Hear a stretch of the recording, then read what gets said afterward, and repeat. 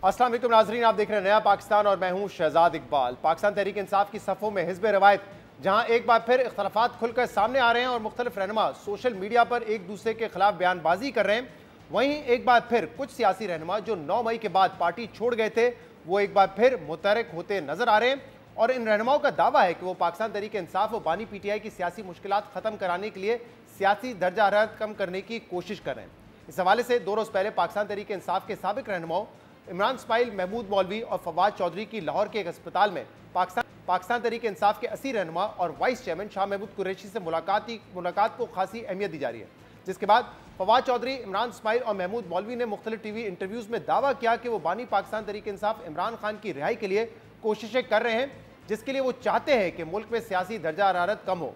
पाकिस्तान तहरीक इंसाफ के असीर क़यादत भी इनके इस मौक़िफ़ से मुत्तफ़िक है। इन रहनुमाओं का कहना है कि पाकिस्तान तहरीक इंसाफ की मौजूदा क़यादत में यह सलाहियत ही नहीं है कि वो बानी PTI की रिहाई के लिए किरदार अदा कर सके और मौजूदा क़यादत को यह खदशा है कि इमरान खान के बाहर आने की सूरत में इनकी सियासी लीडरशिप की पोजीशन ख़त्म हो जाएगी। इसलिए इनका मफाद इसी में है कि बानी PTI जेल में ही रहे। इस वक्त पार्टी एक बहुत मुश्किल और संगीन हालात से गुजर रही है। इमरान खान जेल में है, कोई मूवमेंट ये चलाने के काबिल नहीं है, वे फॉरवर्ड इनके पास नहीं है। जबकि जो पार्टी के जीरक रहनुमा शाह महमूद कुरैशी, एजाज चौधरी वहां पर जेल में हैं, उनसे कोई मुशावरा का अमल या कोई चीज नहीं है। इमरान खान को जेल में डाल के अपनी जो सियासत चमका रहे हैं और जो एंटी एस्टैब्लिशमेंट बयानिया इस वक्त पनप रहा है, और खास तौर से वो लोग जो पाकिस्तान से बाहर हैं, कोई अकल फहम इनके अंदर है नहीं कि टेम्परेचर्स को नीचे लाना पड़ेगा, ना कि टेम्परेचर्स को बढ़ाना पड़ेगा। और शाह महमूद कुरैशी और दीगर रहनुमा जो है वो इस बात से मुत्तफिक हैं। उस तरीके इंसाफ में तो आपने देख ही लिया है कि खान साहब ने चूंकि 3-4 बंदरों को माचिस दे दी, अब वो आग लगा रहे हैं हर तरफ। और ये इमरान खान को इन्होंने क्या रिहा करवाना है। तरीके इंसाफ का जो वर्कर है, अब उसकी उम्मीदें इमरान खान की रिहाई के लिए शाह महमूद कुरैशी साहब से जुड़ी हुई हैं। सोहेल आफरीदी साहब को मैं ये कहूँगा कि अगर आपको इमरान खान से मिलने की इजाज़त नहीं है तो ये जो लीडर है इनसे मिलने की इजाज़त तो ले लेना। आप लाहौर आएँ, कोट लखपत जेल जाएं, शाह महमूद कुरैशी से, एजाज चौधरी साहब से, महमूद रशीद से, डॉक्टर यास्मीन राशिद से, उमर चीमा से, इनसे मशवरा लें, ये आपको कोई अकल की बात बताएंगे। और सोहेल आफरीदी साहब को हर वक्त एक जंगजू माहौल का जो मशवरा लोग दे रहे हैं उसके बजाय अकल की बात सुननी चाहिए। पाकिस्तान तहरीक इंसाफ के इन साबिक रहनुमाओं का कहना है कि मुल्क से बाहर बैठे PTI रहनुमाओं और हमदर्दों का मफाद भी इसी में है कि बानी पाकिस्तान तहरीक इंसाफ जेल में ही रहें, क्योंकि इमरान खान की कैद से इनके $मिलियन का कारोबार जुड़ा हुआ है। जबकि फवाद चौधरी का यह भी कहना है कि सियासी दर्जा हरारत कम करने और इमरान खान की रिहाई के लिए मुस्लिम लीग नून के वुज़रा से भी मुलाकात का फैसला किया गया है। अहम बात यह कि शाह महमूद कुरैशी से मुलाकात से पहले इन रहनुमाओं की कोट लखपत जेल में पाकिस्तान तहरीक इंसाफ के 80 रहनुमाओं एजाज चौधरी, मियाँ महमूद रशीद और उमर सरफराज चीमा से भी मुलाकात हुई थी, जिसमें ज़राए के मुताबिक सियासी दर्जा हरारत कम करने और 80 रहनुमाओं के लिए आसानियाँ पैदा करने के मामलात पर तबादला ख्याल किया गया था। बहरहाल, जहां एक तरफ पाकिस्तान तहरीक इंसाफ के कुछ रहनुमा एक बार फिर सियासी किरदार अदा करने की बात कर रहे हैं, वहीं बाद साबिक पाकिस्तान तहरीक इंसाफ रहनुमाओं ने इन मामलात से लाताल्लुकी का इजहार किया है। इस बारे में पाकिस्तान तहरीक इंसाफ के साबिक सेक्रेटरी जनरल असद उमर ने एक्स पर लिखा कि मेरे हवाले से अखबारों और सोशल मीडिया पर लिखा जा रहा है कि मैं साबिक पाकिस्तान तहरीक इंसाफ रहनुमाओं की इमरान खान की रिहाई की किसी तहरीक का हिस्सा हूँ, लेकिन मैं इस तहरीक का हिस्सा नहीं हूँ। मगर अहम बात यह कि 2 रोज़ पहले असद उमर भी पाकिस्तान तहरीक इंसाफ की मौजूदा क़यादत पर तनकीद कर चुके हैं, जब उन्होंने पाकिस्तान तहरीक इंसाफ की एहतजाजी सियासत की पॉलिसी को गलत करार देते हुए कहा कि जब शेख वकास अकरम समेत दीगर पार्टी क़यादत खुद गोलियां नहीं खा सकती तो फिर वो दूसरे के बच्चों को गोलियां खाने के लिए बाहर क्यों निकालते हैं। शेख वकास साहब से ये पूछना चाहिए आपको सवाल कि 26 नवंबर को डी चौक जिनको आपने भेजा था उनके बच्चे नहीं थे, उनके माँ बाप नहीं थे। भाई मैं डी चौक पे जाके गोली खाने को तैयार नहीं हूं। इसलिए असद उमर ने खड़े होकर कहा कि मेरे ख्याल में ये हिकमत अमली ठीक नहीं है, मैं इस हिकमत अमली को इंप्लीमेंट नहीं कर सकता, इसलिए कोई बेहतर सेक्रेटरी जनरल आए जो इस हिकमत अमली को इंप्लीमेंट कर सकता है। क्योंकि मैं गोली नहीं खा सकता, इसलिए मैं नहीं कैसे तनकीद कर सकता कि सलमान अकरम राजा गोलियां क्यों नहीं खा रहा, शेख वकास गोलियां क्यों नहीं खा रहा। मैं भी नहीं खा सकता, मेरी बात उनकी समझ में आती है। लेकिन अगर गोलियां नहीं खा सकते तो भाई जिस कम से कम अपने वर्कर्स को गोलियों के सामने ना खड़ा करो और फिर कोई ऐसी हिकमत अमली लेके आओ जिससे इमरान खान इस उम्मीद पे ना बैठा रहे कि मैं ये सारे लोग बाहर निकलेंगे और बाहर निकल के उसके बाद जो है मुझे रिहाई मिलेगी। यानी पीटीआई के साबिक रहनुमाओं की जानिब से एक बार फिर पार्टी की मौजूदा क़यादत पर दबाव बढ़ाया जा रहा है, जबकि पार्टी की मौजूदा क़यादत खुद एक बार फिर आपसी इख्तलाफात में उलझती नजर आ रही है। पीटीआई पंजाब के 2 ओहदेदारों अहमद चट्टा और बिलाल इजाज के ओहदों से बरतरफी पर पार्टी के सेक्रेटरी जनरल सलमान अकरम राजा और पंजाब की ऑर्गेनाइजर आलिया हमजा एक दूसरे के खिलाफ बयानबाजी कर रहे हैं। बानी पीटीआई इमरान खान से मुलाकातियों की फहरिस्त जमा कराने के मामले पर सलमान अकरम राजा और अली जफर के दरमियान इख्तलाफात देखे जा रहे हैं। इसके अलावा खैबर पख्तूनख्वा में सोहेल आफरीदी की नामजदगी और इंतखाबात के मामले पर भी सलमान अकरम राजा और पार्टी रहनुमा मिशाल यूसुफजई एक दूसरे पर तनकीद कर रहे हैं। इस सूरत हाल में अब सवाल यह है कि पीटीआई सियासी और कानूनी मुश्किलात से निकलने में कैसे कामयाब होगी, जब पार्टी रहनुमा पार्टी के मामलात में ही आपस में गुत्थम गुत्ता है। इन तमाम मामलात पर हम बात करेंगे। शेख अकरम पीटीआई से हमें ज्वाइन करेंगे, लेकिन इससे पहले हम बात करेंगे हमारे लाहौर के ब्यूरो चीफ रईस अंसारी से। रईस अंसारी साहब, बहुत बहुत शुक्रिया वक्त देने के लिए। रईस साहब, 2 दिन पहले हम देखते हैं कि शाह महमूद कुरैशी से मुलाकात होती है, इमरान इस्माइल साहब की, फवाद चौधरी साहब की और महमूद मौलवी साहब की, और उससे एक दिन पहले कोट लखपत जेल में वो मुलाकात करते हैं एजाज चौधरी, महमूद रशीद, उमर सरफराज चीमा साहब से।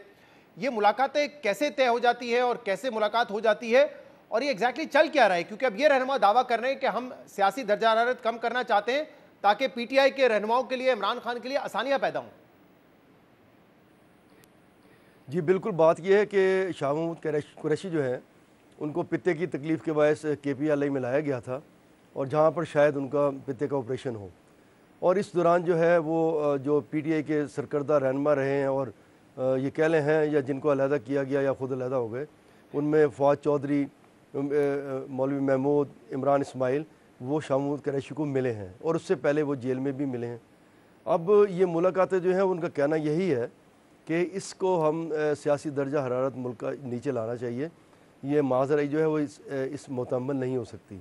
और इस वक्त देखें मुल्क के जो हालात हैं, स्पेशली KPK में हमारे जो बॉर्डर है अफ़गानिस्तान से, उसमें कशीदा सूरत हाल है हमारी अफ़गानिस्तान के साथ, और सबसे ज़्यादा जो टेररिज्म का मसला है, दहशतगर्दी का, वो भी KPK में है। इस सूरत में किसी किस्म की महाजराई जो है ना वो नहीं चलेगी, और इसमें इसे जो ये मिले हैं उन्होंने कायल करने की कोशिश की है शाह महमूद को कि हमें महाजराई नहीं करनी चाहिए, स्पेशली एस्टैब्लिशमेंट के साथ तो बिल्कुल भी नहीं करनी चाहिए, क्योंकि मुल्क के हालात इस टाइम इस किस्म के नहीं हैं।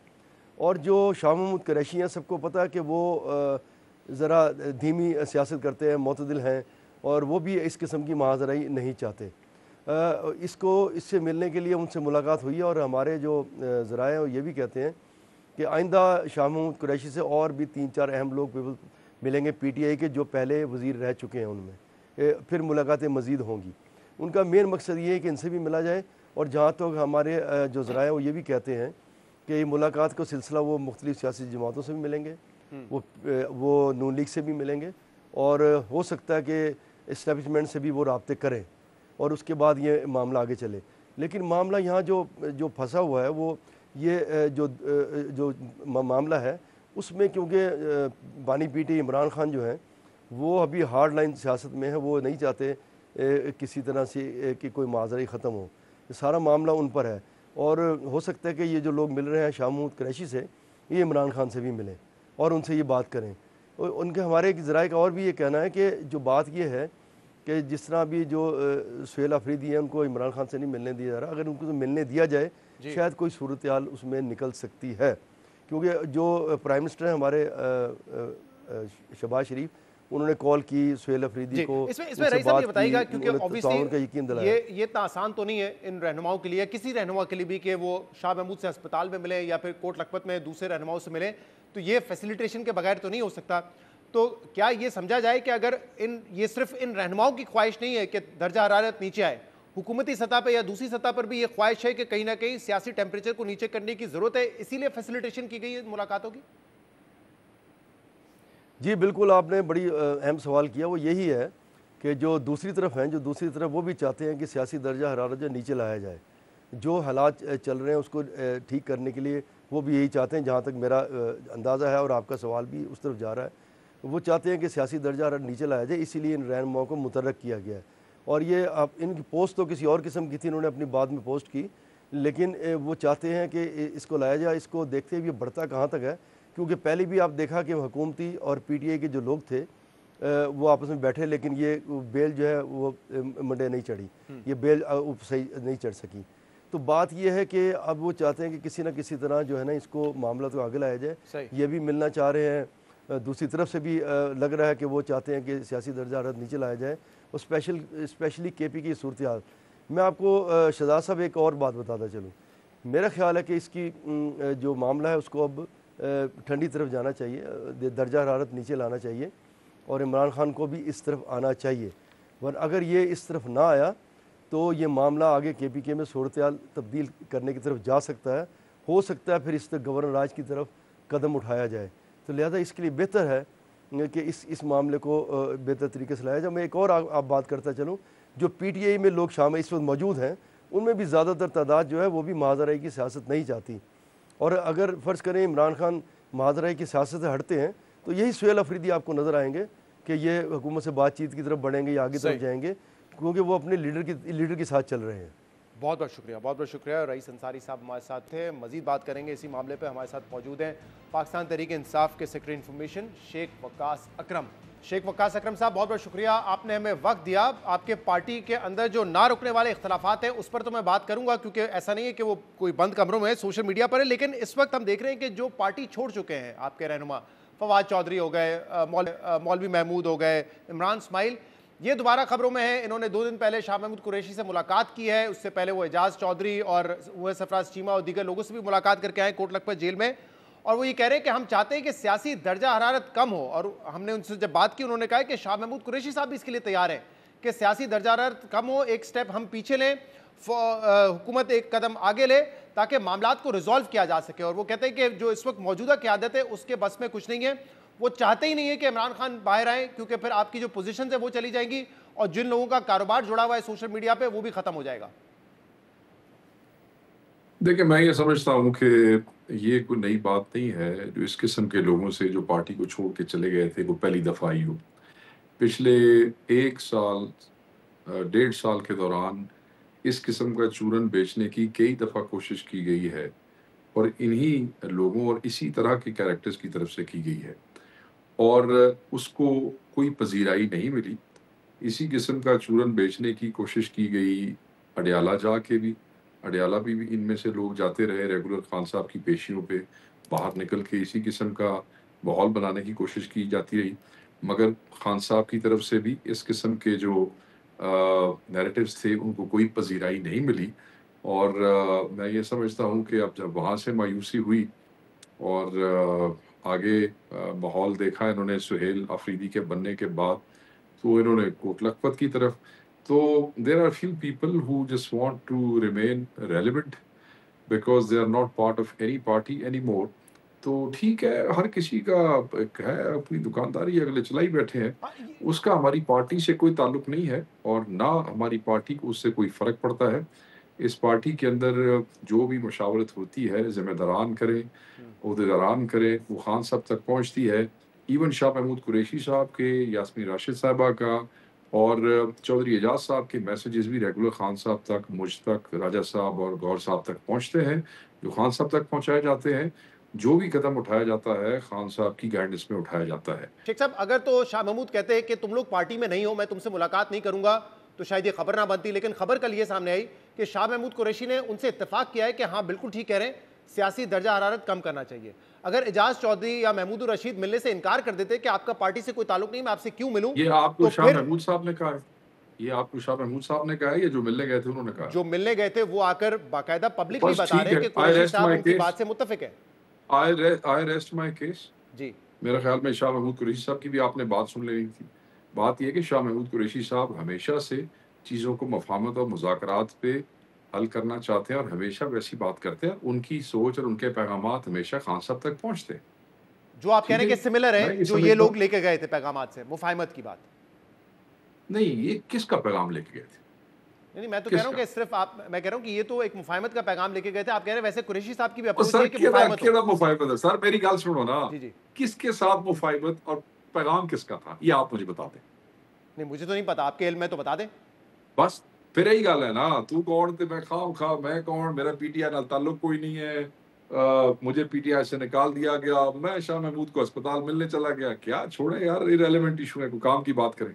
अच्छा, तो ये बताएं कि वैसे ये लोग तनकीद कल से कर रहे हैं कि देखिए हम तो फिर भी ये जो असीरान है इनसे मिलने चले जाते हैं, जो पीटीआई की मौजूदा क़यादत है ये क्यों नहीं कुरैशी साहब के पास जाती? कुरैशी साहब ने बीच में कहा भी था कि देखिए मुझसे तो हाँ कोई मिलने नहीं बिल्कुल, आता। ये भी गलत बयानी है सर, हाँ। ये भी गलत बयानी है।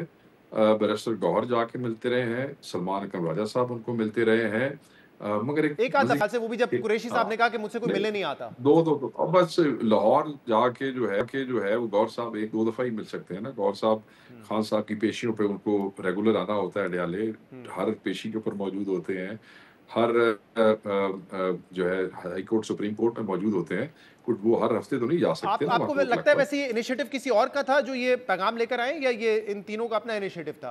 आपकी क्या असेसमेंट है? अरे वो कहते हैं कि हो सकता है कि साड़ी कोई लॉटरी लग जाए, बस ਇਹ ਹੁੰਦਾ है। इररेलेवेंट इशू है, इररेलेवेंट लोग हैं, छड्डो ਤੁਸੀਂ ਕਿਹੜੇ ਰੌਲੇ चले ਚ पए हुए अगर हो। इन लोगों को आप मैं तो साइड में हैरान भी हूँ कर दें। पाकिस्तानी मीडिया पे, मैं तो हैरान हूँ पाकिस्तानी मीडिया पे, कल तुम जनाब टिकर ते टॉक शोज, वो हमें पता है टिकर कैसे चलते होते हैं टीवी के ऊपर, हमें सारा अंदाजा है। छड़ टिकट दियो तो तुसी वैसे ही इस गल चलेंगे नूं जैसे कि अभी आप बात करें, आपका भी टिकट चलेगा। अब ये तो नहीं हो सकता ना कि एक शख्स जो कि गवर्नर रहा हो सिंध का, उसका स्टेटमेंट बिल्कुल ही इरेलीवेंट हो जाए। एक शख्स जो आपका पार्टी का इंफॉर्मेशन मिनिस्टर रहा हो 2 दफा, वो इरेलीवेंट तो नहीं हो सकता। आपकी पार्टी में नहीं हो सकता, ये अलग बात है, इरेलीवेंट तो नहीं हो सकता ना। बाकी पार्टियों के भी फॉर्मर इंफॉर्मेशन मिनिस्टरों की खबरें चलाया करें ना, मैं आपके साथ इस पे प्रोग्राम कर लूंगा सारा। आप चले इसके अलग दिन रखें ना, पूरे फैक्ट्स के साथ इनकी राय प्रोग्राम अगर करें। एक तरफ भी रख दे, लेकिन क्या पीटीआई में अब ये सोच है कि दर्जा हरारत कम होना चाहिए? क्योंकि ऑब्वियसली एक जो पीटीआई में सिर्फ एक सोच है सर, जी। जो इमरान खान साहब कहेंगे वही होगा, rest is all irrelevant, end of the story. Who says what doesn't matter, doesn't hold any weight, end of the story. कौन क्या सोचता है क्या नहीं सोचता है, नथिंग। जो इमरान खान साहब सोचते हैं जी। शेख वकास अकरम जो इमरान ने बड़ी सियासत की, आई एम श्योर उनके जहन में भी कोई आइडियाज होते होंगे। आइडिया अपने लीडर से शेयर करना, कोई स्ट्रेटजी शेयर करना, उसमें कोई कबात तो नहीं होनी चाहिए। आई एम श्योर इसी तरह गौर साहब के जहन में कुछ चीजें होती होंगी। इमरान खान का फाइनल वर्डिक्ट होता होगा, लेकिन आप अपनी अपनी राय तो दे सकते हैं ना उनको।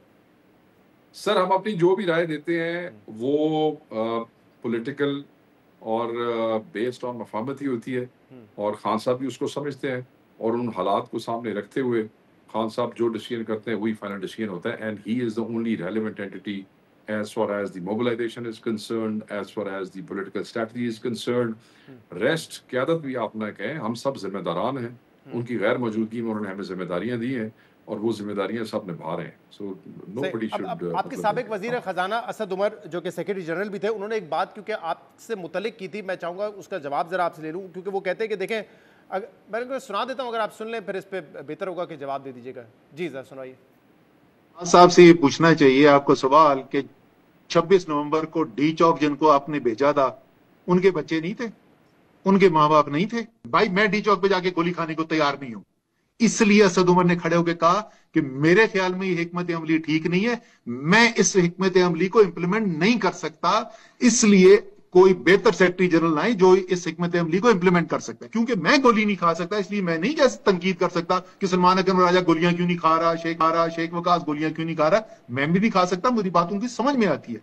लेकिन अगर गोलियां नहीं खा सकते तो भाई जिस कम से कम अपने वर्कर्स को गोलियों के सामने ना खड़ा करो, और फिर कोई ऐसी हिकमत अमली लेके आओ जिससे इमरान खान इस उम्मीद पे ना बैठा रहे कि मैं ये सारे लोग बाहर निकलेंगे और बाहर निकल के उसके बाद जो है मुझे रिहाई मिलेगी। जी शेख साहब रिस्पॉन्ड करना चाहेंगे? वो कह रहे हैं कि मैं नहीं कर सकता था जो काम, मैं पीछे हट गया।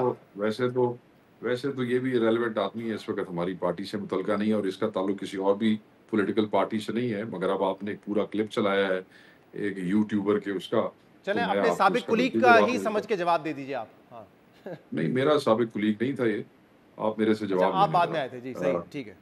हाँ आप मेरा जवाब लेने सर। मेरा जवाब बड़ा वाज़ेह है। मेरे ख्याल में मौसूफ को शायद इस बात का पता नहीं है कि 26 की कॉल भी इमरान खान साहब ने खुद दी थी अंदर से, डेट भी, और उसको फाइनल कॉल भी इमरान खान साहब ने कहा था। शायद ये मौसूफ मेरे ख्याल में यादाश्त ठीक नहीं ना, क्योंकि जब बंदा पार्टियाँ इस तरह छोड़ के चला जाए तो फिर चीज़ें बंदे की नज़र में नहीं रहती। ठीक है जी, खान साहब की जब हुक्म और खान अंदर से, डेट भी खान ने खुद दी थी, याद करें आप, आपको तो याद होगा। जब खान कॉल दे देता है और खान कह देता है कि आपने निकलना है, तो इस पार्टी का वर्कर जो है वो गले पड़ जाता है इस पार्टी के जिम्मेदारान के कि अब खान ने कॉल दे दी है, तुम निकलते क्यों नहीं हो। समझ आई आपको? किसी वकास अकरम ने या किसी राजे ने या किसी गौहर ने लोगों को डी चौक में नहीं भेजा था। ये बात बिल्कुल ठीक है, आप सही कह रहे हैं। और इमरान खान ने कहा था जब ये भी ऑप्शन था कि संजरानी पे रुक जाए, तभी इमरान खान ने कहा डी चौक जाना। और हम सबका सुने सर, और हम सबका फर्ज था कि हम वहाँ पहुँचते। मैं वाहिद आदमी था पार्टी का, शहजाद भाई, जिसको खान ने पाबंद किया था कि तुम पेशावर में रहोगे और तुम मीडिया के साथ जो है वो एंगेज करोगे। आपको याद होगा उस दिन शायद आपकी मेरी बात हुई। अच्छा, दूसरी तरफ अगर मैं नहीं था तो मेरे हल्के के लोग, मेरे बहुत से लोग जो थे वो मेरी नुमाइंदगी वहाँ पे कर रहे थे, वहाँ मौजूद थे। हर आदमी वहाँ गया हुआ था और कोई गोली खाने नहीं गया था। हमने या इमरान खान ने किसी के बच्चे को गोली खाने नहीं भेजा था। हमारे ज़हन पे था कि शेलिंग हो सकती है, रबर बुलेट्स लग सकती है, मगर हमारे वहमो गुमान में भी नहीं था कि रियासत जो है वो हुकूमत 245 लगाएगी, ये वज़ीर आज़म 245 लगाएगा, वहाँ गोली चलेगी, वहाँ कत्ताल होगा। बिल्कुल हमारे ज़हन में नहीं था। इनको ये बातें करते हुए थोड़ी सी शर्म करनी चाहिए, मैं इसको क्योंकि ये नामुनासिब बातें हैं। मैं ये समझता हूँ कि हम सियासी पार्टी है, किसी के बच्चे को भी गोली नहीं लगनी चाहिए। आपका मेरा क्या, सियासी पार्टी में किस और रियासत को और हुकूमत को बिल्कुल गोली नहीं चलानी चाहिए अपने लोगों के ऊपर। अच्छा, ये बिल्कुल गलत है। और इन मौसूफ के बारे में मैं आपको बता देता हूँ, फिरदौस शमीम नकवी साहब ने आज से चंद महीने पहले जो है वो खान साहब के पास बैठ के कोई इनकी वो करने की कोशिश की, तो खान साहब ने एक ही लफ्ज़ इस्तेमाल किया कि बुज़दिल आदमी है, असद उमर के बारे में कहा। जी, समझ आइए आपको। लेकिन वो तो खुद कह रहे बुज़दिल हूं, मैं नहीं गोली खा सकता, इसलिए मैंने छोड़ दिया होता। फिर ठीक है, तू बुज़दिल है तो फिर टीवी पे बैठ के गल्ला की करना है, घर पे आराम नाल काम करना। मतलब है जो आदमी, जिन लोगों, मैं आपके सामने बैठा हूँ, I have more than 60+ cases registered against me, all झूठे fabricated। फैमिली से दूर, बच्चों से दूर, अपनी पार्टी की जो जिम्मेदारी खान ने लगाई है वो पूरी कर रहा हूँ। शेख साहब एक बात ये तो बिल्कुल ठीक है, मैं इससे मुत्तफिक हूं कि जो फैसला खान को छोड़ के चले गए, तुम लोग खान को छोड़ के औखी तुम वजारतें तुम लोगों ने गुजारी, फायदे तुम लोगों ने उठाए, तुम लोग इमरान खान को छोड़ के चले गए एंड यू हैव, तुम्हारा मुंह में बैठ के बातें करते हो आज तुम लोग। ठीक है शेख साहब, आप जो बात करें मैं उससे मुत्तफिक हूं कि फाइनल फैसला इमरान खान ही करते हैं, चाहे वो 26 नवंबर का हो, डी चौक पे जाने का हो। लेकिन कल मैंने जब सुना इमरान इस्माइल साहब का भी इंटरव्यू और दीगर लोगों ने इंटरव्यू दिया, उसमें वो कह रहे हैं कि सुन ले, सवाल तो सुन ले, तामुल से सवाल सुनने के बाद जवाब दीजिएगा। शहजाद भाई, अरे सवाल तो सुन ले, लोग ने कितने रौले दे पाए, सवाल तो सुन ले इस चीज को, क्योंकि हमें इसके कंक्लूजन तक पहुंचना है ना। इन लोगों ने कहा कि बिल्कुल इमरान खान फैसला करते होंगे, उनको इन्फॉर्मेशन दुरुस्त नहीं दी जाती, लेकिन आप कह रहे हैं कि इस वक्त जो भी पॉलिसी है, चाहे आप उसको कहें कि मुज़ाहिमती पॉलिसी है, एक हार्ड पॉलिसी है, वो पॉलिसी आपने या किसी और ने नहीं दी है, वो पॉलिसी इमरान खान की है, ऐसा ही है ना? इमरान खान की पार्टी है, पॉलिसी भी खान साहब की होती है, आपकी मेरी तो नहीं होगी ना। सही। तो इमरान खान की तो एक और भी पॉलिसी है ना, जिसमें वो कहते हैं कि पार्टी के जो अंदरूनी इख्तलाफात हैं उसको आप दूर करें, और एटलीस्ट अगर है भी तो बंद कमरों में तय करें, सोशल मीडिया पे ना तय करें। अब पिछले एक हफ्ते के अंदर सेक्रेटरी जनरल साहब ने जो है ट्विटर पे, एक्स पर जो है वो आलिया हमजा से भी ख्यालात का या इख्तलाफात का तबादला किया, मिशाल यूसुफजई से भी किया, अली जफर से भी किया। मतलब आपकी पार्टी का कायद अगर कहता है कि पॉलिसी मेरी चलेगी, आप लड़ाई नहीं करो आपस में और अपने डर्टी लिनन पब्लिक में ना दो, लेकिन आप लोग तो लिस्टों पे लड़ रहे होते हैं कि कौन मिलेगा, कौन लिस्टें बनाएगा, इस पे लड़ रहे होते हैं आप लोग। चलेंगे, ये खान साहब तक बहुत बात पहुंच जाएगी, खान साहब तक अखबारें भी खान पढ़ रहा होगा, टीवी देख रहे हैं, वो खुद ही सॉर्ट आउट कर लेंगे, कोई हमारा पार्टी का इंटरनल मामला कर टीवी देखते हैं खान साहब, है टीवी लग गया है, मतलब है कि कोई प्रोग्राम तो हमने दरखास्तें तो दी हुई थी ना, आपने उनकी एप्लीकेशन नहीं देखी? जी, मुझे पता नहीं इम्प्लीमेंटेशन हुई कि नहीं, क्या कौन से चैनल आ रहे हैं, मेरे भी अंदाजा नहीं है, मगर अखबार तो आजकल अखबार तो जा रहा है ना, तो अगर उस हवाले से वो पढ़ लेते होंगे, सारी अखबार में जो बात से खबरें लिखती हैं, हम तो नहीं लिखवाते ना। अच्छा, अब इसमें मामला ये कि आप चलें, ठीक है, ये आप कहते हैं पार्टी छोड़ चुके हैं, ये तनकीद ना करें, लेकिन ऑब्वियस सा एक सवाल है जो आपके लोग भी सोचते होंगे कि जो पार्टी फहरिस्तों पे लड़ रही है, जो पार्टी छोटे छोटे पैटी इशूज़ पे लड़ रही है, वो पार्टी जो है मुल्क का मुस्तकबिल कैसे तय करेगी, वो पार्टी क्या ऑपरेशन करना है नहीं करना, उसमें उनको कितना संजीदा लिया जाए, वो पार्टी इमरान खान को बाजियाब कैसे कराएगी, इमरान खान की रिहाई कैसे मुमकिन कराएगी, ये सवाल तो नॉर्मल सवाल है ना, चाहे मैं करूं, फवाद करे या कोई तीसरा बंदा। हमारा वोटर ये सवाल नहीं करता, हमारा वोटर सिर्फ यही कहता है कि हर पार्टी में इस किस्म की चीज़ें होती हैं, मगर क्योंकि मीडिया में कुछ लोगों को हमसे खास मोहब्बत है और पीछे से हुकूमत का हाथ होता है, तो हमारी छोटी सी चीज़ को भी बढ़ा के जो टाइप करते हैं सलमान अकरम राजा साहब ट्विटर पे, ये हुकूमती लोग तो नहीं कर रहे होते, ये मीडिया तो नहीं कर रहा होता। मैंने कहा सर वो खुद ही इमरान खान साहब सॉर्ट आउट कर लेंगे ना, उन तक पहुंच रही होंगी खबरें, डोंट वरी। नहीं, लेकिन इतनी मर्तबा उन्होंने कहा है सॉर्ट आउट नहीं हुआ है, तो उसकी वजह क्या है? ਉਹ ਸਰ ਤੁਸੀਂ ਮੇਰੇ ਤੋਂ ਕੀ ਸਜ਼ਾ ਦਿਵਾਓ ਸੈਕਟਰੀ ਜਨਰਲ ਨੂੰ? ਖੈਰ ਤੇ ਆ टीवी ਤੇ ਬਹਿ ਕੇ ਅਸੀਂ ਕੋਈ ਸਜ਼ਾ ਅਨਾਉਂਸ ਕਰ ਲਈ, ਕੀ ਹੋ ਗਿਆ? सजा नहीं अनाउंस करी, मैं कह रहा हूँ, आप कह रहे हैं पार्टी चेयरमैन ने जो कह दिया वो इंप्लीमेंट होगा। यहाँ पे तो एक वही छोटी सी होगा। लड़ाई नहीं रुका सकते वो। वही होगा। वही देखें, जो पार्टी चेयरमैन की, इमरान खान साहब की, हमारे कायद की, हमारे रबर की, जो आदमी डायरेक्शंस पे अमल नहीं करेगा, चाहे मैं हूँ बहैसियत जिम्मेदार, चाहे कोई वर्कर हो, तो अल्टीमेटली आज नहीं तो कल कहीं ना कहीं खान साहब उसको करेंगे सॉर्ट आउट। ठीक है, बहुत बहुत शुक्रिया शेख वकास अकरम साहब। हमारे प्रोग्राम में एक ब्रेक शामिल करते हैं, मजीद बात करेंगे इसके बाद।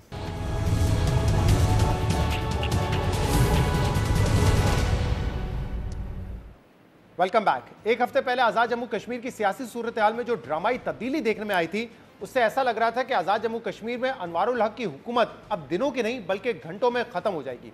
लेकिन 7 दिन गुजर जाने और नंबर्स गेम पूरे होने के दावों के बावजूद पाकिस्तान पीपल्स पार्टी ना तो अभी तक तहरीक अदम एतमाद जमा करा सकी है और ना अनवारुल हक की जगह नए वज़ीर आज़म का नाम का ऐलान किया जा सका है। अहम बात यह कि पिछले हफ्ते पीपल्स पार्टी की आज़ाद कश्मीर की पार्लिमानी पार्टी के इस्लामाबाद में बिलावल भुट्टो जरदारी और सदर आसिफ अली जरदारी की सदारत में 2 अलग अलग इजलास हुए थे, जिनमें आज़ाद कश्मीर में वज़ीर आज़म अनवारुल हक के खिलाफ तहरीक अदम एतमाद लाने और अपना वज़ीर आज़म बनाने का फैसला किया गया था। इन इजलासों के बाद अगले ही रोज़ पाकिस्तान तहरीक इंसाफ के फॉरवर्ड ब्लॉक से 10 मजीद अरकान ने पीपल्स पार्टी में शमूलियत का ऐलान किया था, जिसके बाद पीपल्स पार्टी के आज़ाद जम्मू कश्मीर असम्बली में अरकान की तादाद 27 हो गई थी। और अहम बात यह है कि अदम एतमाद की तहरीक लाने और नया कायदे ऐवान मुंतखब कराने के लिए भी पीपल्स पार्टी को 27 अरकान की हिमायत ही दरकार है। और रवा हफ्ते नून लीग ने भी पाकिस्तान पीपल्स पार्टी को अदम एतमाद की तहरीक में सपोर्ट करने का ऐलान किया, मगर नून लीग ने नए हुकूमत का हिस्सा बनने के बजाय अपोजिशन बेंचेस पर बैठने का फैसला भी किया है। मगर अभी तक 27 अरकान की हिमायत के दावों के बावजूद पीपल्स पार्टी तहरीक अदम एतमाद लाने या अपने नए वज़ीर आज़म के उम्मीदवार का नाम के ऐलान करने में नाकाम रही है। इसकी वजह क्या है, इस पर हम बात करेंगे, जिसके लिए हमें ज्वाइन किया है पीपल्स पार्टी के सीनियर रहनुमा कमर जमान कायरा। कमर जमान कायरा साहब, बहुत बहुत शुक्रिया, आपने हमें ज्वाइन किया। कायरा साहब, पिछले हफ्ते पीपल्स पार्टी ने क्लेम किया कि हम एक तो अनवारुल हक जो प्राइम मिनिस्टर हैं आज़ाद जम्मू कश्मीर के, उनके खिलाफ अदम एतमाद लाना चाहते हैं। नंबर हमारे पास पूरे हैं। फिर हफ्ते हमने देखा कि अदम एतमाद तक जो है नून लीग ने भी आपको सपोर्ट करने की यकीन दहानी करवा दी। वजह क्या है कि मामला आगे नहीं बढ़ रहा है? कोई डेडलॉक है इसमें या कोई और इशूज़ हैं? कल भी चेयरमैन पाकिस्तान पीपल्स पार्टी जनाब बिलावल भुट्टो जरदारी साहब ने मीडिया के साथ बात की और उन्होंने बताया कि हमारे पास नंबर गेम भी पूरी है। 27 मेंबरान कल मौजूद थे जब मीटिंग हुई और 9 मेंबरान जो हैं वो मुस्लिम लीग के हैं, जो कि वज़ीर आज़म के ख़िलाफ़ अदम एतमाद की तहरीक में वोट डाल रहे हैं।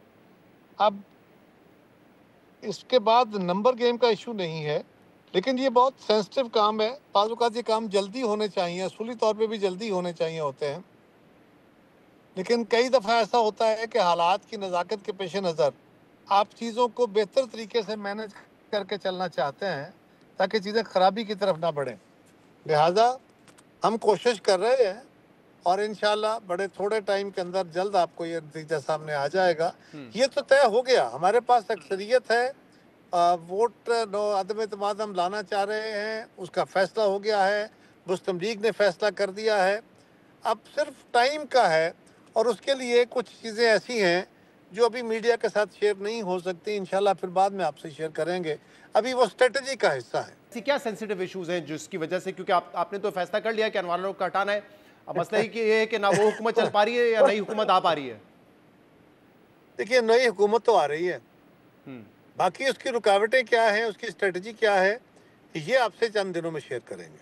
सही, चले मैं अपने सवालात में कुछ पूछ लेता हूँ, अगर आप उसका जवाब देना चाहिए। क्या मामला ये है कि पीपल्स पार्टी चाहती है कि नून लीग सिर्फ अदम एतमाद तक हमारे साथ ना रहे, वो हमारे साथ हुकूमतों का हिस्सा बने, या एटलीस्ट वजारतें ना ले लेकिन ट्रेजरी बेंचेस पे बैठे वहाँ पर? क्या ये ख्वाहिश है पीपल्स पार्टी की, इसलिए डिले हो रहा है? नहीं, ये भी नहीं। पीपल्स पार्टी की ये ख्वाहिश थी कि मुस्लिम लीग हमारे साथ रहे, लेकिन मुस्लिम लीग ने अपना फैसला अनाउंस कर दिया और हमने उनके फैसले को ऑन कर लिया। अपोजिशन में बैठेंगे और वो ट्रेजरी बेंचेस का हिस्सा नहीं होंगे, ये तो हम ऑलरेडी ऐलान कर चुके हैं। ये मसला नहीं है कि आप कन्विंस करना चाह रहे हैं कि वो आपके साथ आके हुकूमती बेंचेस पे बैठे, तो फिर क्या इशू ये है कि वजीर आजम कौन बनेगा आपकी पार्टी में से? क्योंकि कहा जा रहा था 2 वे या 3 वे फाइट है, चौधरी यासीन भी कैंडिडेट हैं, लतीफ़ अकबर साहब हैं, अब सुना है कि फैसल राठौर साहब भी इस रेस में शामिल हो गए, तो क्या इस पर इख्तलाफात है या इत्तेफाक नहीं हुआ अब तक, ये मसला है?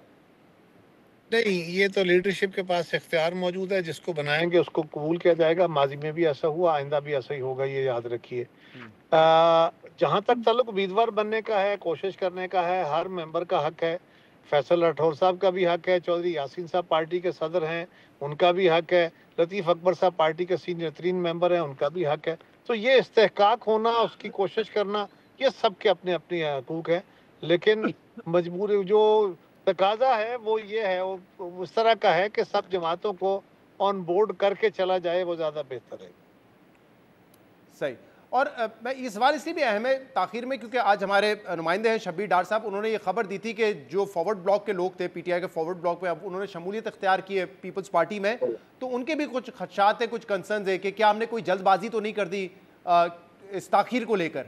तो परेशानी के लिए उनकी कोई बात है या नहीं है? उनकी परेशानी उनको पता होगी, उसके बारे में मेरा तो कुछ कहना मुनासिब नहीं है। उन्होंने अपना मुस्तकबिल पीपल्स पार्टी के साथ वाबस्ता किया है। वो इस हुकूमत में सिर्फ पीपल्स पार्टी की है, इस असम्बली में पीपल्स पार्टी के साथ नहीं आए। वो तो आइंदा पीपल्स पार्टी के साथ चलने का वादा करके आए हैं। लिहाजा हाँ, ये ज़रूर हो सकता है कि मेंबरान की ख्वाहिश होगी, और ये बात भी दुरुस्त है कि ये फैसले जब हो जाते हैं तो इन पर जल्द अमल हो जाना चाहिए। इसलिए कि अब जब मुस्लिम लीग और पीपल्स पार्टी ने वज़ीर आज़म पे अदम एतमाद कर दिया, उनकी कैबिनेट ने उनका साथ छोड़ दिया, तो अब उनका अमलन उनकी सूरत हाल जो है वो नॉन एग्जिस्टेंट है। ऐसी सूरत में वज़ीर आज़म का रहना आज़ाद कश्मीर के लिए मुनासिब नहीं है। लिहाजा उनका कोई कैसे चले जाना दुरुस्त है।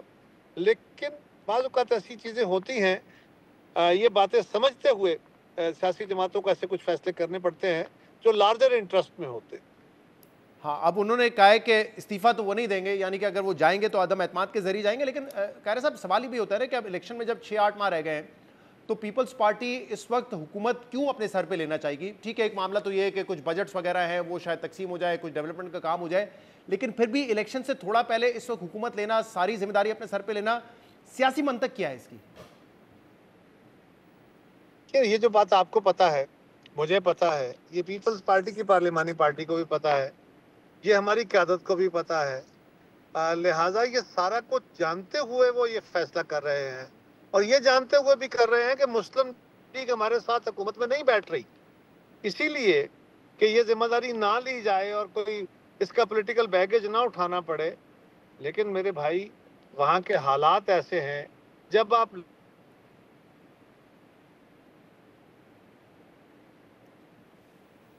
है कि इस वक्त मुल्क का मफाद क्या है, हालात का तकाजा क्या है, उसके मुताबिक आप फैसला करते हैं। हर पीपल्स पार्टी ने उसके मुताबिक ये फैसला किया है, उसके मुताबिक फैसला करके चली है।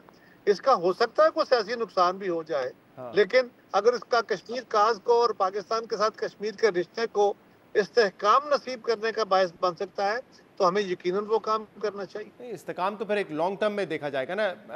अगर आप अभी ले लेते हैं हुकूमत, लेकिन फिर इसका नुकसान आपको इलेक्शन में होता है, तो फिर क्या होगा? फिर तो पीपल्स पार्टी, जो भी आप कह रहे हैं कि अब पीपल्स पार्टी की वजह से एक स्टेबिलिटी आ सकती है, वो तो फिर नहीं आएगी ना। ऑन द अदर साइड क्या हो सकता है? ऑन द अदर साइड ये है कि वहाँ पे एक कमेटी है, वहाँ पे एक गैर यकीनी की फिजा है, वहाँ पे गैर सियासी सा माहौल बना हुआ है, और उसको दुरुस्त करना बहुत ज़रूरी है। अगर आप नहीं करेंगे तो इररिपेरेबल लॉस हो जाएगा। तो क्या इररिपेरेबल लॉस टू द स्टेट का बर्दाश्त करें अपने नुकसान को बचाते बचाते? हमारी जानिब में ये बेहतर फैसला नहीं है। हमारी जानिब में यही बेहतर है कि कोशिश की जाए, नुकसान नहीं होगा, और अगर हुआ भी तो वो टॉलरेट करेंगे, लेकिन उसका रियासत को नुकसान नहीं होना चाहिए। मतलब कोई दबाव तो नहीं ना कि आपने हुकूमत वहां पे बनानी है? जैसे 2024 में आपके लिए आइडियल सिचुएशन नहीं थी, आप नहीं मखलूत हुकूमत का हिस्सा बनना चाहते थे, लेकिन चॉइस आपके पास कोई नहीं थी उस वक्त, और आपको नून लीग के साथ एटलीस्ट ट्रेजरी बेंचेस पे बैठना पड़ा, वरना उनका वजीर आजम नहीं आता। उस तरह के हालात हैं क्या ये भी? हमने तो ये उन्हें कह दिया कि भाई आप हमारे साथ नहीं बैठना चाहते, ना बैठिए। अदम एतमाद को वोट देने का फैसला उनका अपना मौजूद था, वो ऑलरेडी था, वो तो हमारे कहने पे नहीं किया उन्होंने, वो तो ऑलरेडी हुकूमत का साथ छोड़ के अपोजिशन में बैठने का फैसला कर चुके हैं। लिहाजा वहाँ के हालात बिल्कुल मुख्तलिफ हैं, उनका अपने तकाजे हैं। ठीक है, बहुत बहुत शुक्रिया। कमरज़मान कायरा साहब हमारे साथ मौजूद थे। प्रोग्राम में एक ब्रेक शामिल करते हैं, मज़ीद बात करेंगे। Stay with us.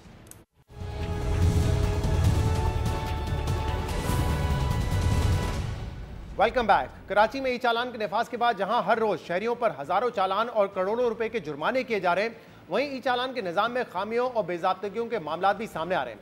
और खासतौर पर कराची में भारी जुर्मानों का दूसरे शहरों में जुर्मानों से मवाजना करके सिंध हुकूमत के फैसलों पर तनकीद की जा रही है। अहम बात यह कि कराची में ई चालान का सिस्टम नाफिज हुए आज 6 रोज गुजर चुके हैं और इन 6 दिनों में मुख्तलिफ ट्रैफिक कवानीन की खिलाफ वर्जियों पर 25,400 चालान किए जा चुके हैं। यानी रोजाना की बुनियाद पर शहर में कम से कम 5,000 चालान किए जा रहे हैं, जिसके बाद ई चालान के नए निजाम के खिलाफ शहरियों की जानिब से अदालत से रुजू करने का सिलसिला शुरू हो गया है। और कोर्ट में इस हवाले से एक और दरख्वास्त दायर कर दी गई है, जिसमें यह मौक़िफ़ अपनाया गया है कि ट्रैफिक कवानीन की खिलाफ वर्जी पर आयद किए गए जुर्माने बहुत ज़्यादा और गैर मुनसिफाना है, क्योंकि लाहौर में ट्रैफिक कवानीन की खिलाफ वर्जी पर जुर्माना 200 जबकि कराची में 5,000 रुपये है। इसी तरह 2 रोज़ पहले कराची में भारी भरकम ई चालान के खिलाफ एक सियासी जमात ने सिंध हाई कोर्ट में पिटीशन दायर की थी, जिसमें यह मौक़िफ़ अपनाया गया था कि कराची का इंफ्रास्ट्रक्चर तबाह हो चुका है, शहर भर में सड़कें टूट फूट का शिकार हैं और रोड नाम की कोई चीज़ बाकी नहीं है। ऐसी सूरत में शहरियों पर भारी चालान किसी अजाब से कम नहीं है। इसके अलावा जुमेरात को जमात इस्लामी ने सिंध असेंबली में ई चालान के खिलाफ एक करारदाद भी जमा करवाई थी, जबकि आज सिटी कौंसिल कराची के इजलास में भी ई चालान और भारी जुर्मानों का नोटिफिकेशन वापस लेने की करारदाद मंजूर की गई है। और इस इजलास में भी कौंसिल अरकान ने कहा है कि लाहौर में जुर्मानों की रकूम कराची के मुकाबले में बहुत कम है, जो कराची के साथ इम्तियाजी सलूक को जाहिर करता है। अब ये जो शिकायत बार बार सामने आ रही है कि कराची में ट्रैफिक का चालान बहुत ज़्यादा और लाहौर में चालान बहुत कम है, ये बात बहुत हद तक दुरुस्त है, जिसका तकाबली जायज़ा आपके सामने रखते हैं, जिससे ये वाज़ेह होता है कि जहाँ एक तरफ ट्रैफिक कवानीन की मुख्तलिफ खिलाफ वर्जियों पर चालान की रकम इंतहाई कम है, वहीं कराची में ये जुर्माना इंतहाई ज़्यादा है। लाहौर में स्पीड लिमिट की खिलाफ वर्जी करने का गाड़ी के लिए जुर्माना 500 रुपये और मोटरसाइकिल के लिए 200 रुपये है, जबकि कराची में यही जुर्माना अब गाड़ी के लिए 10,000 रुपये और मोटरसाइकिल के लिए 5,000 रुपये है। लाहौर में ट्रैफिक सिग्नल की खिलाफ वर्जी पर गाड़ी के लिए जुर्माना 500 रुपये और मोटरसाइकिल के लिए 200 रुपये है, लेकिन कराची में इसी खिलाफ वर्जी पर गाड़ी के लिए जुर्माना 10,000 रुपये और मोटरसाइकिल के लिए 5,000 रुपये है। इसी तरह लाहौर में रॉन्ग वे जाने पर गाड़ी और मोटरसाइकिल दोनों के लिए जुर्माना 2,000 रुपये, जबकि कराची में गलत सिमत में गाड़ी चलाने पर गाड़ी के लिए जुर्माना 30,000 रुपये और मोटरसाइकिल के लिए 25,000 रुपये है। हेलमेट ना पहनने पर लाहौर में 2,000 रुपये का जुर्माना है, जबकि कराची में यही जुर्माना 5,000 रुपये है।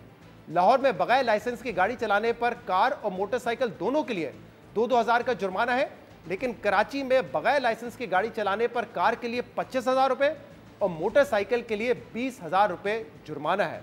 लाहौर में गैर रजिस्टर्ड कार चलाने का जुर्माना 500 रुपये और मोटरसाइकिल पर यह जुर्माना 200 रुपये है, जबकि कराची में यही जुर्माना कार के लिए 50,000 रुपये और मोटरसाइकिल के लिए 10,000 रुपये है।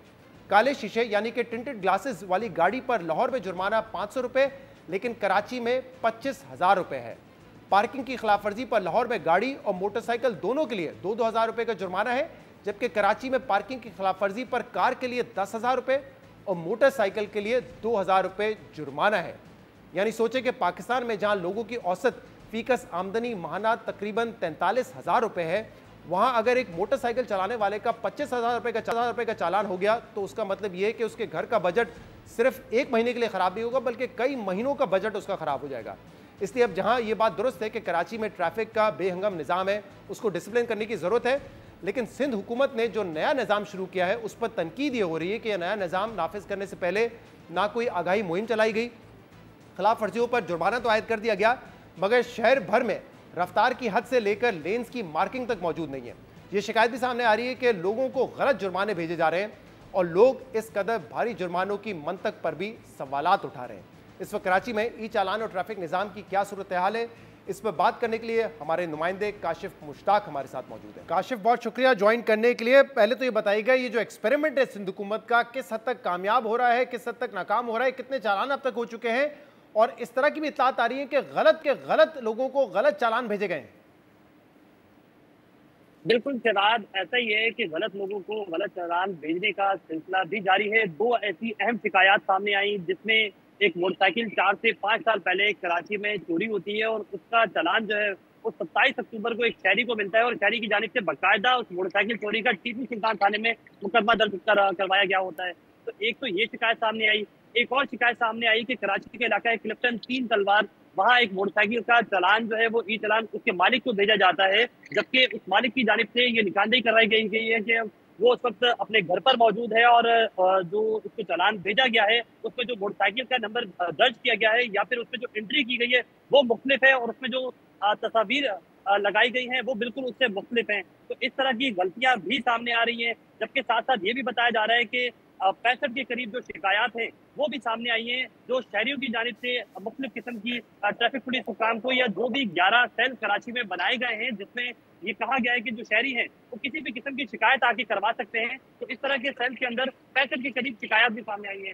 अब हम आ जाते हैं कि कराची का फिगर क्या है। अब तक इन 6 रोज के अंदर 25,400 चालान जो है वो शहरियों के खिलाफ कर दिए गए। अब ये चालान है किस किस्म के? इन चालान के अंदर ये बताया गया है कि जो मोटरसाइकिल सवार अपराध ने हेलमेट नहीं पहना है उनके खिलाफ ज्यादातर चालान हुए, या फिर जो गाड़ी चला रहे हैं शहर के अंदर उन्होंने सीट बेल्ट नहीं पहना हुआ तो उनके खिलाफ जो है वो चालान इस तरह के ज्यादा सामने आ रहे हैं। तो इन दोनों तबके की जानिब से ये शिकायत की जा रही है कि ना कोई ऐसी मुहिम बेहतर तरीके से चलाई गई।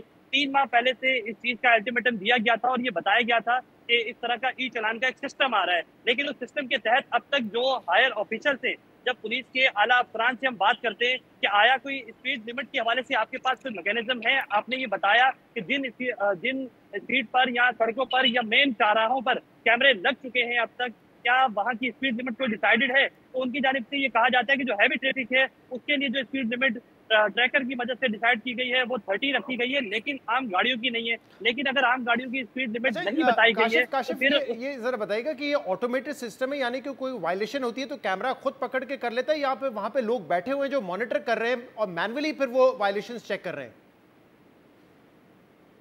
शहराज, ये तमाम तर चीजें ऑटोमेटिक है, इसीलिए इसको ई चालान का कहा गया है कि कैमरा खुद ही डिटेक्ट करेगा, खुद उसकी तस्वीर बनाएगा, खुद ही उसका जो है वो एक सॉफ्ट कॉपी जो है वो कंप्यूटर पे जनरेट होगी और उसके फाइनलाइज करने के बाद उसे जो है वो प्रिंट कर दिया जाता है और मुतलका पते पर जो है वो भिजवा दिया जाता है। तो ये तमाम तर चीजें ऑटोमेटिक हो रही हैं, इसीलिए इसमें मुख्तलिफ किस्म की गलतियां सामने आ रही हैं। ट्रैफिक पुलिस की जानिब से ये दावा किया जा रहा है कि बहुत सारी चीजें बेहतर कर दी गई और इससे निजाम बेहतर हो रहा है, लेकिन शहरियों की जानिब से बार बार ये कहा जाता है कि अगर इसकी प्रॉपर मुहिम चलाई जाती तो ये निजाम और ज्यादा मुतारिक होता और ज्यादा उसके लिए आसान। ये तो बताया 25,600 चालान या 25,400 चालान हो चुके हैं, जिसमें से कुछ शिकायत भी आई है, कुछ गलत लोगों को चालान दे दिए गए, लेकिन बाकी जिन लोगों को चालान मिल रहा है तो उनको फौरी तौर पे जमा करवाना है या जमा करवा रहे हैं, क्या मामला है? देखिए, जिन लोगों को चालान मिला है वो इसका प्रोसेस जानने की कोशिश करें, क्योंकि प्रोसेस बिल्कुल वाज़ेह नहीं किया गया है। साथ साथ इसमें एक और बहुत ज्यादा इंपॉर्टेंट चीज है जो शहरियों के लिए बताना जरूरी है कि कहा यह गया कि जिसको पहला चालान मौसूल होगा उसका चालान वापस रिवर्स हो सकता है अगर वो माफीनामा जमा करवा दे। लेकिन इसमें इंपॉर्टेंट चीज ये है कि अगर आप रिवर्स करवाते हैं और उसके बाद सेम गलती दोबारा करते हैं कुछ डेज के अंदर ही, तो जो पहले वाला चालान आपका रिवर्स हुआ होगा वो दोबारा से आपको लगकर साथ आएगा। तो शहरियों को इस चीज के हवाले से आगाही नहीं फराहम की गई और ये भी चीज इंपॉर्टेंट है कि अगर वो चालान दोबारा आता है तो वो भी विद इन जो डेज बताए गए हैं उसी में वो करे वापस पे करेंगे, वरना वो दोबारा से उसे रखकर आ जाएगा। काशिफ, अभी हमने मवाजना किया, लाहौर में इंतहाई कम है, शायद थोड़े मुनासिब हो सकते थे, लेकिन कराची में जो जुर्माने वो इंतहाई ज्यादा है, यानी कि 50-50 हज़ार, मोटरसाइकिल वालों के लिए 25-30 हज़ार का है। यानी कि अगर आपकी किसी वायलेशन और वायलेशन होती रहती है उस पर हुआ चालान तो आपका तो बर्बाद हो जाएगा बजट कई महीनों का। तो कोई मंतक अभी तक बताइए कि सही है, डेटरेंस तो आपने क्रिएट करनी है, लोगों को ये बताना है कि आप पे जुर्माना हो सकता है, लेकिन इस हद तक जुर्माना एक ऐसे मुल्क में जहां पे गुर्बत इतनी ज्यादा है, औसतन कमाई इतनी कम है, कोई मंतक अभी तक दी है सिंध हुकूमत ने इसकी? देखिए, इसकी कोई वाज़ेह हिकमत अमली सामने नहीं आई है। कराची में 65,000 मोटरसाइकिलें जो है वो सड़कों पर जो है वो दिखाई देती हैं और उन 65,000 मोटरसाइकिलों का ज्यादातर तबका जो है वो इसी तरह का है जो ये चालान पे नहीं कर सकता। आपने कराची को कंपेयर किया, मैं आपको कराची को कराची से कंपेयर करके भी बताऊं कि जो चालान कराची में 400 रुपए का था वो बढ़ाकर कर दिया गया है 5,000 रुपए का। इसी तरह जो 700 रुपए का चालान था हेलमेट ना पहनने का या दीगर चीजों का, वो मोटरसाइकिल वालों के लिए बढ़ाकर कर दिया गया है 20,000 रुपए का। अब जो 400 का चालान शहरी रॉन्ग वे के लिए इस्तेमाल करता था, अब वो जब 5,000 की तरफ आएगा तो यकीनी तौर पर उसके लिए प्रॉब्लम है और इस प्रॉब्लम को निपटने के लिए ये जरूरी था कि पहले हेलमेट के लिए या किसी भी चीज के लिए प्रॉपर मुहिम चलाई जाती, जो कि नहीं चलाई गई है, जिसकी वजह से इस तरह के नताइज सामने आ रहे हैं। बहुत बहुत शुक्रिया काशिफ मुश्ताक हमारे साथ मौजूद। तो ये है कि आगाही मुहिम नहीं चलाई गई, कुछ गलतियां हो रही हैं, लोगों को अवेयरनेस नहीं है। दूसरा ये कि एक ऐसे मुल्क में जहाँ पे औसतन 43,000 रुपये माहाना आपकी औसतन इनकम है, वहाँ पे आप 30-30 हज़ार रुपये के चालान अगर करेंगे तो क्या उसकी कोई मंतक है? क्योंकि हम देखते हैं कि बाज़ ममालिक में बहुत ज़्यादा चालान होते हैं, लेकिन वहाँ पे फिर इनकम जो है वो भी उसी हिसाब से होती है। तो ये भी एक ऐसा मामला है जिस पे शहरी सिंध हुकूमत से शिकायत कर रहे हैं। आज के प्रोग्राम में इतना ही। शो से इजाज़त दीजिए। अल्लाह हाफिज़।